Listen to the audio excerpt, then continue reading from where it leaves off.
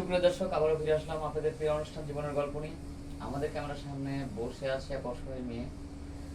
আপু, আসসালামু আলাইকুম, কেমন আছো? ওয়ালাইকুম সালাম, আলহামদুলিল্লাহ ভালো আছি। আপু, তোমার নাম কি? আমার নাম সোনিয়া। সোনিয়া। তোমার বাড়ি কোথায়? ময়মনসিংহ। তোমার পরিবারে এখন কে আছে?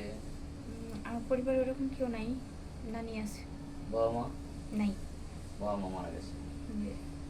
তো যাই হোক, এখন যেহেতু আমাদের এখানে আসছো, মানে কোন উদ্দেশ্যে আসছো? বিয়ে শাদী করার জন্য না সাহায্য সহযোগিতার জন্য? না, আসছি যে ভালো কোনো মানুষ যদি পাই অবশ্যই বিয়ে করব।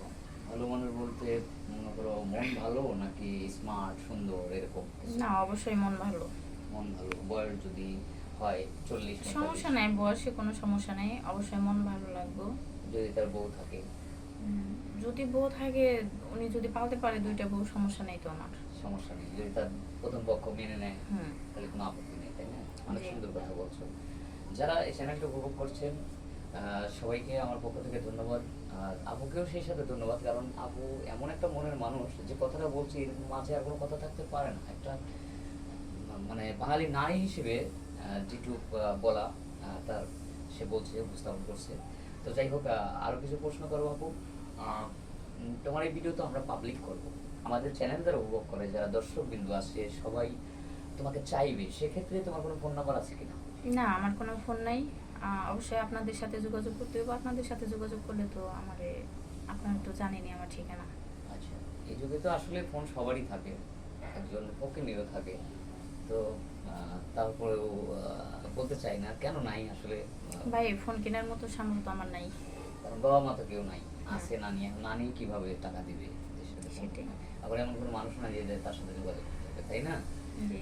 তো ঠিক আছে সুপ্রিয় দর্শক, আসলে মেয়েটির কথা, এর কোনো পার্সোনাল ফোন নাই। আপনারা যদি এই মেয়েটাকে চান বা এর যদি দায়িত্ব নিতে চান, সেক্ষেত্রে আমাদের নম্বর দেওয়া থাকবে, ইমো হোয়াটসঅ্যাপ থাকবে। কেউ অযথা ভিডিও কল দেবেন না, অডিও কলে কথা বলবেন। অবশ্যই মেয়েটাকে আপনার সাথে যোগাযোগ করে দেওয়ার ব্যবস্থা করব। আরেকটা প্রশ্ন হচ্ছে আপা, ধরেন অনেকেই দেখা যায় প্রবাসে থাকে, কর্মব্যস্ততার কারণে তারা বয়স হয়ে যায় বেশি। এখন যদি তোমাকে বিয়ে করে সে সমস্যা নাই, আমি তো বললাম বয়স হলে সমস্যা নেই। বিয়ে করে যদি রেখে যায়, হ্যাঁ, কারোর সাথে কোনো অবশ্যই।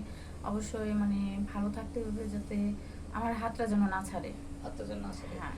তোমারও মনে রাখতে হবে যে ব্যক্তি তোমাকে বিশ্বাস করে বিয়ে করে রেখে যাবে, তুমি ওই জন্য তার হাতটা না ছাড়ো, তার সংসারটা আগলিয়ে রাখবে। ইনশাআল্লাহ। তো যাই হোক, আমরা আর স্কিপ বাড়াবো না। মেয়েটা আসলে অনেক ভালো, অনেক ভদ্র।